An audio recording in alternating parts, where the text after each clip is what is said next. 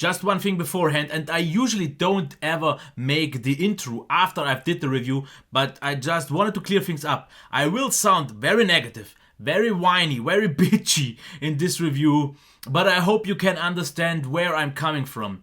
Expectations were super high, even though I kinda expected what I got, and this is all where I'm gonna leave it for now. To be honest, I actually in some way almost don't want to make this review, but I have to because I just feel like it's necessary to tell you what I think, and I will tell you also one thing from the start. This review will be more than usually subjective because I'm just so underwhelmed, or let's say even disappointed by this device, because I just thought that it could have been something really good, and despite the really great outstanding features, it just has a few lackluster things that I can't get over the fact, and that's why I will make this review a little bit more structureless than usually, because I've tried to make it detailed, but I'm just not fully committed to this device, and it's very subjective, as I said. And I can already tell you one thing: if you want a great multimedia device for watching videos and listening to music, great, absolutely great due to the amazing display. But this display, especially its resolution, is what disappoints me so much, because the first moment I've seen the specs, I thought, no, this can't work out. Because the main reason why I was always happy that Huawei decided to stick with 1080p displays is the fact that I don't think their SoCs are capable of handling that. And I was completely right. Because it's not that it's completely tanking in terms of performance, but it's just okay. And I don't know, I will get quickly through a few things just so you know what I mean, and maybe you will kind of feel what I feel, because I'm definitely not saying this is a bad device. And a lot of people, I guess, will also enjoy it a lot for the right reasons if they have them. But I'm someone who wants a great performance. This is just not what I got, and it's not a great all-rounder. But okay, let's quickly get through the design. Everything here is amazing. That is pretty much all I have to say, because great bevel edges, it feels super solid. The buttons are absolutely great. The fingerprint reader is ridiculously fast, works super reliable. The bezels here are very small. Yes, we have the little bit of a black border, but that is already fine. I don't really want to get too much into that and not waste too much time, because it would just make the review longer on unnecessarily long, where it just don't have, yeah, you get me. The display, it is absolutely incredible. Super sharp, which is great. White point, which is pretty much perfect, and you can set it in the settings. Black, flawless. Pretty much no IPS glow, no light bleed or anything. The colors is what I absolutely love about Huawei displays, because they are nicely saturated, vibrant and vivid, but still maintain to look and seem very natural and accurate, which is just why I think Huawei makes the best displays on the market.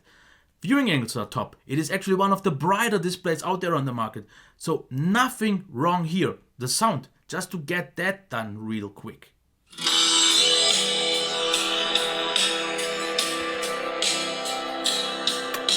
Absolutely top. I don't need to waste any more time, because it's great. First of all, the speakers are placed high enough so you don't block them if you play games or do anything like that.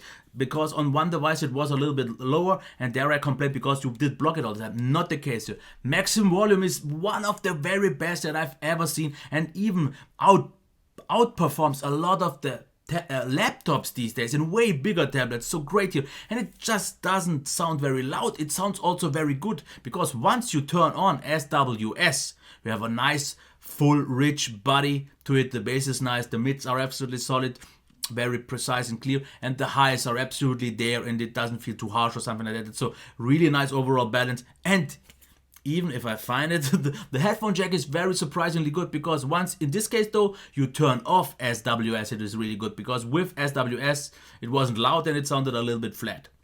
Once you actually turn it off, it sounds a little bit more, maybe a little bit weaker, not maybe that much body to it, but a lot louder and overall nicely balanced. So all is good here. But let's get to the one main problem that I have.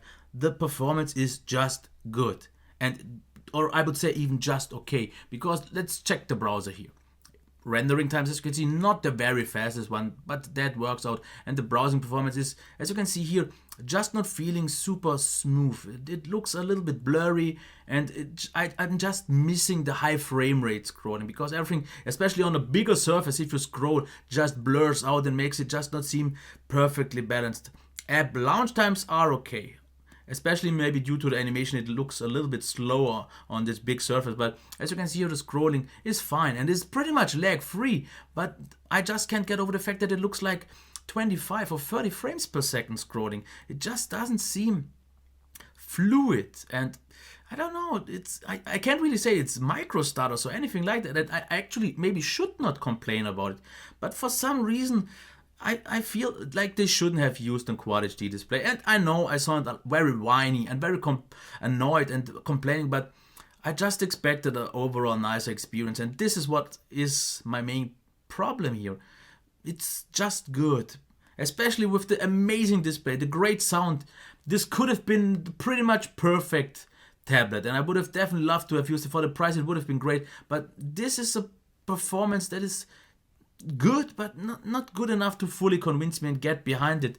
And then there is even another fact. If we quickly check the battery, 3 hours and 45 for a full charge these days feels like way too long. Okay, like something like the iPad needs that well as well, but that one especially, at least as same as the Galaxy Tab S2, has great battery life, which is something I'm just missing here. I got over the course of 1 or 2 days like 6 hours. I never even reached once 7 hours, which is, I would say, decent battery life. And especially this could have been avoided if they would have just used a 1080p display. On your arm's length, 1080p would have been absolutely fine. And the Kirin 950 would have been able to push that resolution way better. So we would have had better performance, we would have had better battery life, and the display would have still been gorgeous. Because especially something like, for example, the gaming performance is absolutely playable at all times, but the frame rates are anything but high. I would say like 25 maybe frames in average, and we still, even then, have quite a lot of frame drops, which was just annoying. So you have this device with this impressive sound and this impressive display where games look stunning, but with the low frame rates it just doesn't feel stunning, and that is what I'm complaining about this device. Great from the outside, great if you look at it and listen to it, but the experience itself kinda was a little bit lackluster. I don't really want to talk about the software because you can check any of my phone device or phone reviews from Huawei. We have, of course, the shortcuts. If you turn on the screen, you have the quick settings here, and it is an absolutely capable software, and I never had a complaint about it, and I won't complain about it now, because it does what it has to do. You can still rearrange the buttons, and you have actually some nice features, like for example the fingerprint reader can be used as the navigation bar itself, because if you press it once it is a back button. If you press it for longer it gets, if I would have that properly set, as you do it to the right. Okay, wait, if you have it, long press is the home button, and if you swipe to the left or right, you have the recent tasks button, which is great. But if I already can get or do everything that the navigation bar does, why can't I get rid of that navigation bar? It kind of feels convoluted because you have 2 times the same functions. Not a problem though, still absolutely fine. And let me actually get already to the word here, and this is one of my shortest reviews, even though it's still 8 minutes. For the price of around $330 or euros, if you just are looking for a great media consumption device, which is pretty much what I usually only do on my tablet, it's absolutely great because it looks great and it sounds great. So if that is all that you want, and you want some slider game or app use, like for example the browser and some apps, it will do fine.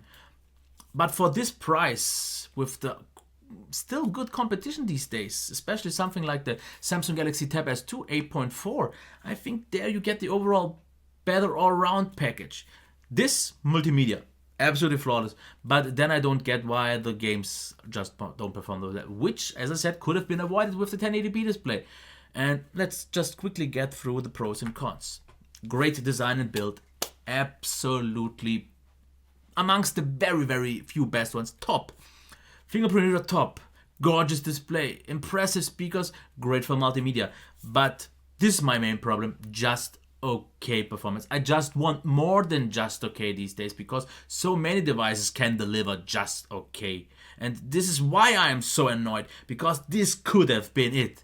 This could have been the best tablet on the market. But with just okay, that's not good enough. Then long charge time and the decent battery life.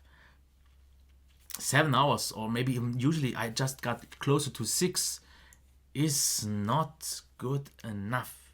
EMUI, not for everyone, not a complaint from me, and it's not the best all-rounder.